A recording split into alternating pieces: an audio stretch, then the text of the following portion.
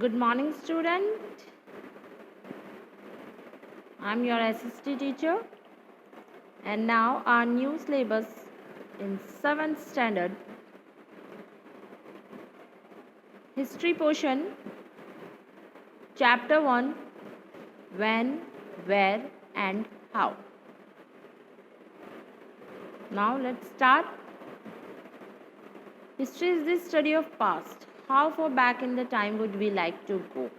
Of course, as far as possible. If we go back too far into the past, we do not get any material evidence to study from. There are only geological remains which need to be interpreted and understood with great care.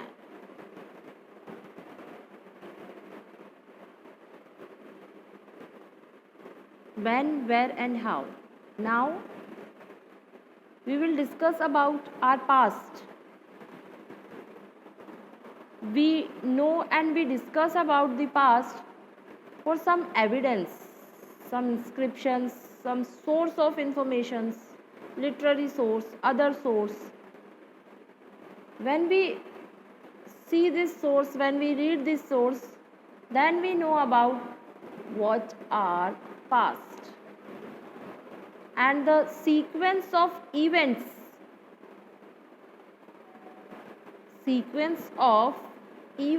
process called history. In this chapter, we shall study about Indian history of the medieval times, which began from 8th century CE and covers 10th century or 1000 years. इस chapter में हम medieval history के बारे में बात करेंगे जो 8th century से स्टार्ट होती है. 8th century CE. First we study in previous section in 6th standard BCE CE and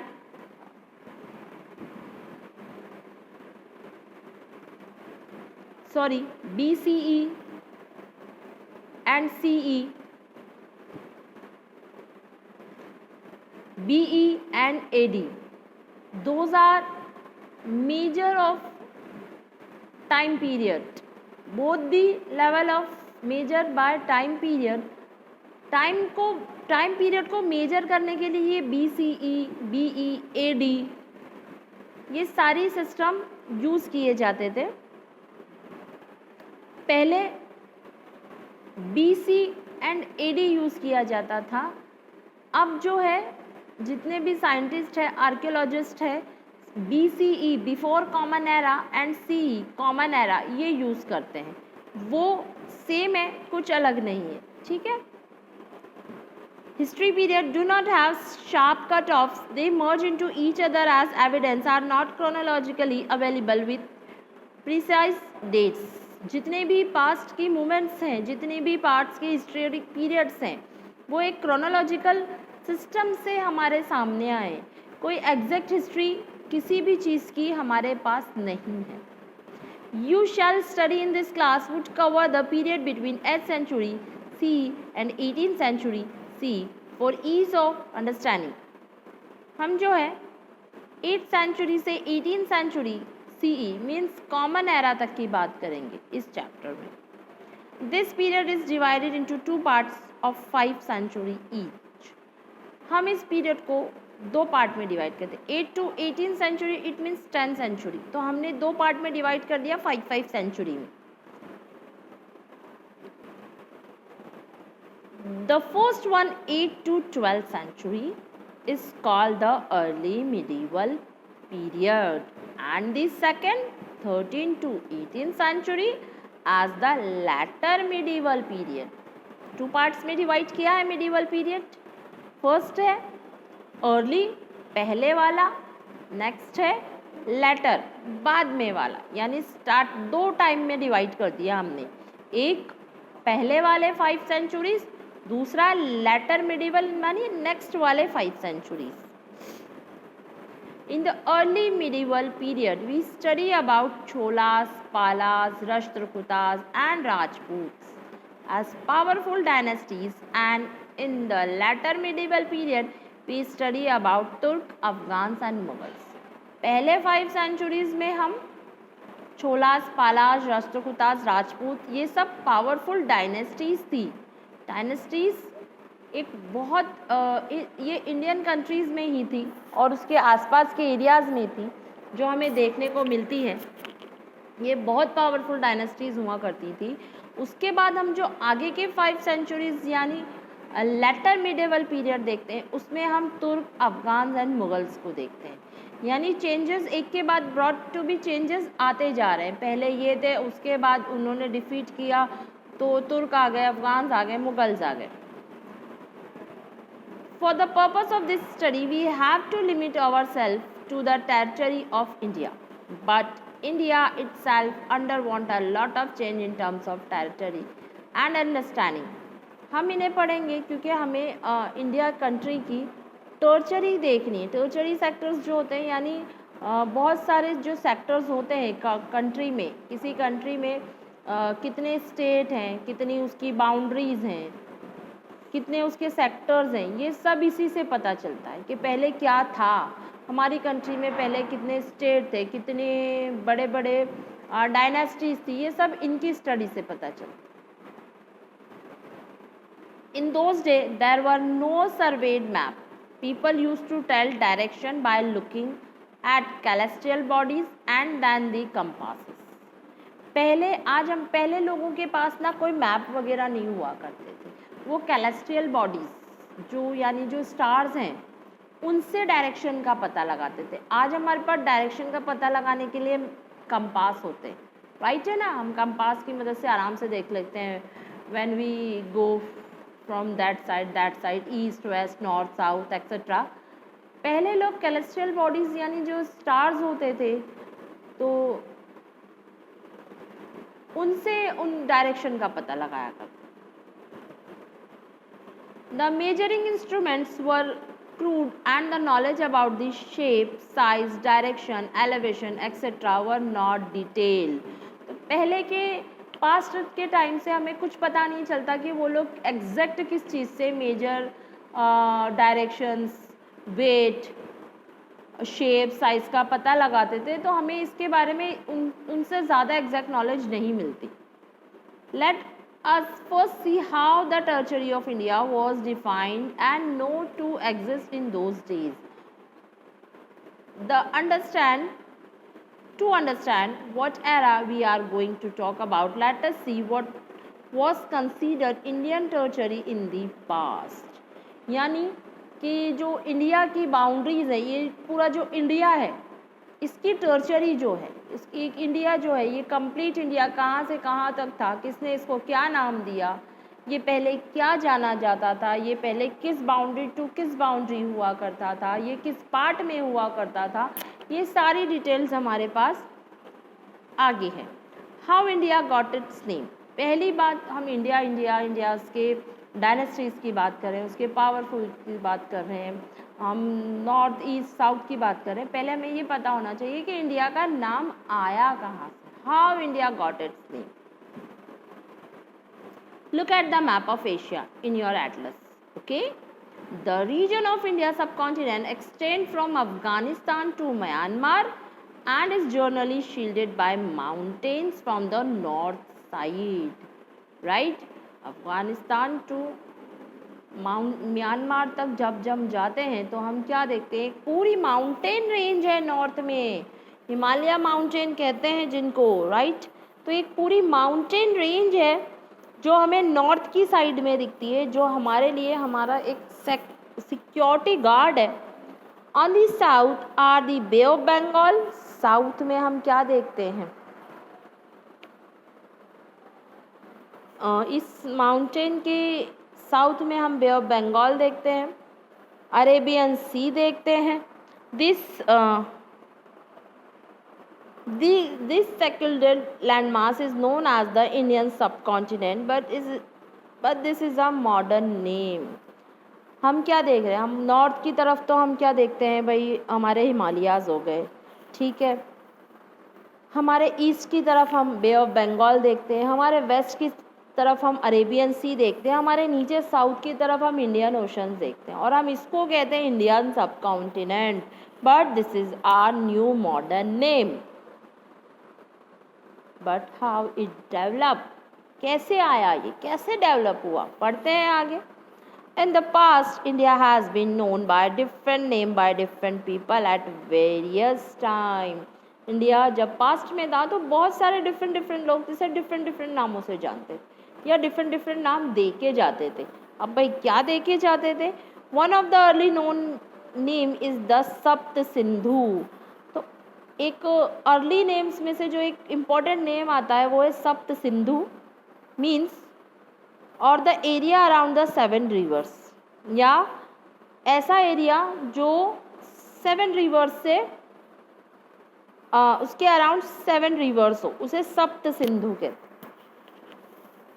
7 reverse means Indus, Kabul, Jhelum, Chenab, Ravi, Beas and Sutlej. Persian explorer visited the area. The H in Persian is similar to the S in Sanskrit. जो Persian travellers आए थे, explorer आए थे, उन्होंने क्या किया, उन्होंने देखा कि जो पर्शियन का H है वो संस्कृत का जो स है, S है, उससे सिमिलर है. ठीक है, तो इन्होंने क्या किया, and thus the people of this region came to be known as Hindu from the word Sindhu. Understand? जो पर्शिया से जो एक्सप्लोरर आए, यानी जो लोग आ रहे थे, उनकी पर्शियन लैंग्वेज में जो H था वो इंडिया की संस्कृत लैंग्वेज के S के बराबर था.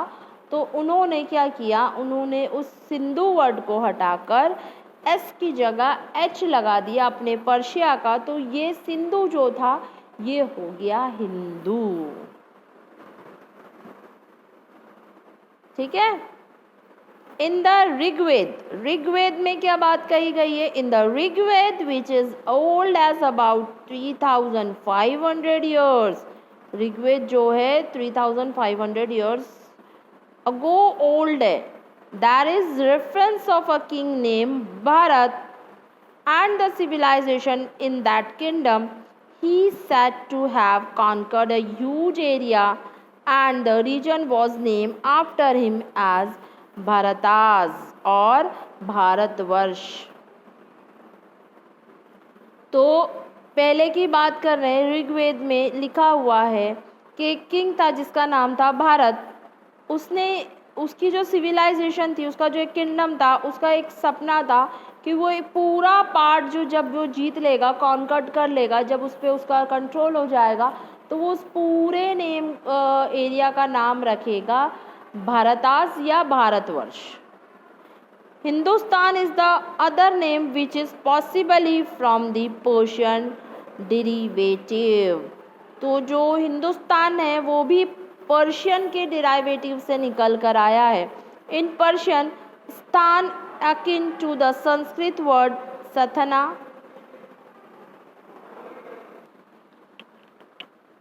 In Persian, स्थान akin to the Sanskrit word स्थान.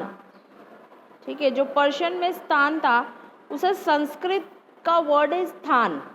मीन है प्लेस, मीन्स प्लेस, जगह. स्थान मीन्स प्लेस, जगह. The land to the east of Indus came to be called Hindustan by the Persian and Arab. तो जो पर्शियन और अरब वहाँ से आए, देखा हमने, सिंधु को उन्होंने हिंदू किया, और स्थान मीन्स स्थान यानी प्लेस, तो हिंदुओं का स्थान, it means Hindustan.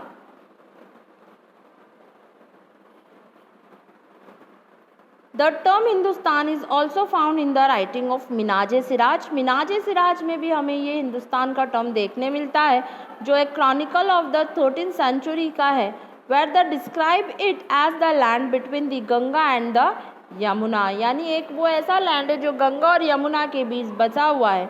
He used it in a political sense of for lands which were part of Delhi Sultanate. He used it in a political sense for land which were part of Delhi Sultanate. It was never delineated towards the south. In the 14th century, the poet Amir Khusro mentioned the word Hind, but it did not specify any boundaries. 14th century में अमीर खुसरो ने अपनी poet में एक Hind word use किया था, लेकिन उन्होंने इस हिंद को, इनकी बाउंड्रीज को डिस्क्राइब नहीं किया.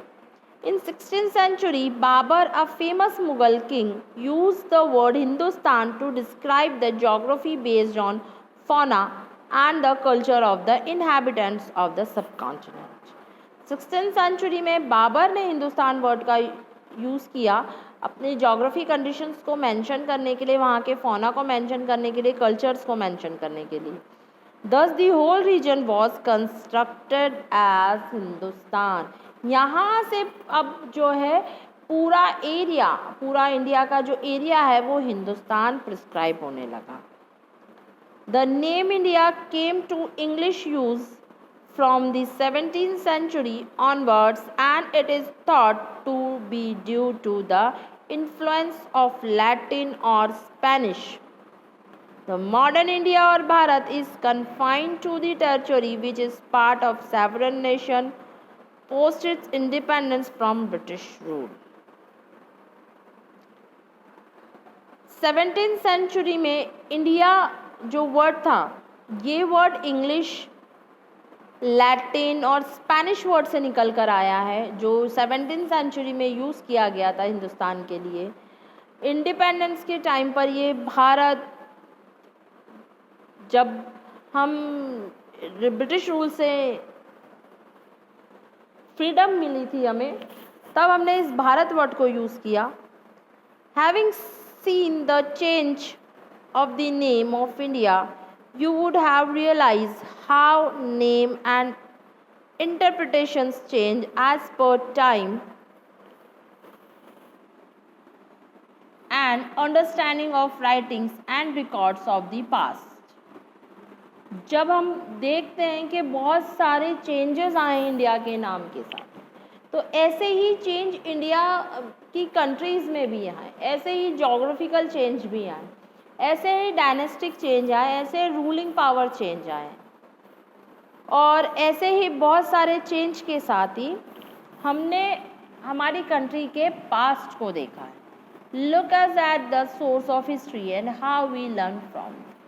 हमारे जितने सोर्स हैं, सोर्स मतलब स्रोत, सोर्स होते हैं ना, किसी चीज़ को जानने के लिए हमें कुछ सोर्स की ज़रूरत है. फॉर एग्ज़ाम्पल सोर्स मीन्स, हाँ, हम जब स्कूल आते हैं, when we come to school, we take a water bottle for us. ठीक है, हम अपने साथ एक वाटर बॉटल कैरी करके लाते हैं. क्यों लाते हैं? क्योंकि घर में तो हमारे फ्रिज में बॉटल्स हैं, मटके रखे हुए हैं, और बहुत सारे अलग अलग जार में पानी है, तो हम वहाँ आराम से किसी में से भी पानी लेके, बट हम वो सारी चीज़ें तो उठाकर नहीं ला सकते ना स्कूल में. तो हम हमारी वाटर रिक्वायरमेंट को पूरा करने के लिए हमारे साथ एक सोर्स लेकर आते हैं. वो सोर्स है हमारी वाटर बॉटल, जिससे हमारी नीड पूरी होती है, तो वो हमारे लिए हमारा सोर्स है. उसी तरह हिस्ट्री की नीड को पूरा करने के लिए हमारे लिए सोर्स क्या है? लिटरेरी सोर्स है, यानी जो बुक्स वगैरह लिखी हुई हैं वो हमारे लिटरेरी सोर्स है. हमारे मॉन्यूमेंट्स है, हमारा आर्किटेक्चर है. मॉन्यूमेंट्स यानी फोर्ट्स, हम जब फोर्ट्स हैं, बहुत सारे पिलर इंस्क्रिप्शंस हैं, हमारे मॉन्यूमेंट्स हैं. हमारे फॉर एग्जांपल ताजमहल है, हमारे जयपुर में आमेर का किला है. ठीक है, बहुत सारे टेम्पल्स हैं. ये सारे मॉन्यूमेंट्स हैं, ये सारे सोर्स है हिस्ट्री को जानने के, कि इतने पास्ट में पीछे जब हम जाते हैं तो इस डेट पे ये चीज़ बनी थी, क्यों बनी थी, व्हेन, वेयर एंड हाउ. तो ये वाले जो 3 क्वेश्चंस हैं हमारे इन सोर्स से कंप्लीट होते हैं. इन क्वेश्चंस का आंसर हमें इन सोर्स से मिलता है. ये हमारे लिए हमारे सोर्स है हमारी हिस्ट्री को जानने के.